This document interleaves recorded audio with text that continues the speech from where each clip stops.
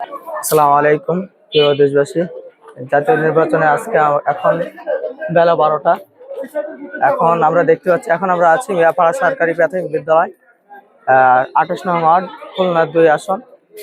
আমরা এই মুহূর্তে দেখতে পাচ্ছি যে ভোটারদের উচ্ছ্বাস দেখতে পাচ্ছি, তাদের যে প্রফুল্ল চিত্তে তারা যে 17 বছর পরে যে তাদের ভোটাধিকার ফিরে পেয়েছে, সেই ভোটাধিকার আদায়ের জন্য তাদের যে মূল্যবান ভোটটি তারা দিতে এসেছে নতুন বাংলাদেশ গড়ে তোলার জন্য।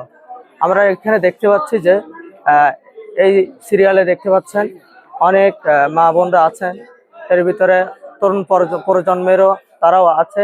তাদের জীবনের প্রথম ভোট, তারা সেটা দিতে এসেছে।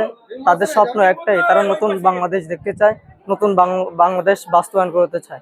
আমরা পাশাপাশি দেখতে পাচ্ছি যে এখানে আইন শৃঙ্খলা বাহিনীর যারা আছে, পুলিশ ভাইরা, তারা সবসময় সতর্ক আছে, তাদের কাজে তারা নিয়োজিত আছে। আমরা আইন শৃঙ্খলা বাহিনীর কাছে আমরা এটাই প্রত্যাশা করব যে তারা যেন তাদের দায়িত্বটা দায়িত্ব কর্তব্যটা পালন করে। তাহলে আমরা দেশের একজন মানে সুনাগরিক হিসাবে আমরা এই দেশে বাস করতে পারবো, এবং আমাদের যে প্রধানমন্ত্রী হবে সে একজন মানে সুষ্ঠু নির্বাচনের মাধ্যমে আর কি সে একজন প্রধানমন্ত্রী হবেন, এটাই আশা রাখবো। আর সর্বশেষ এটাই বলবো যে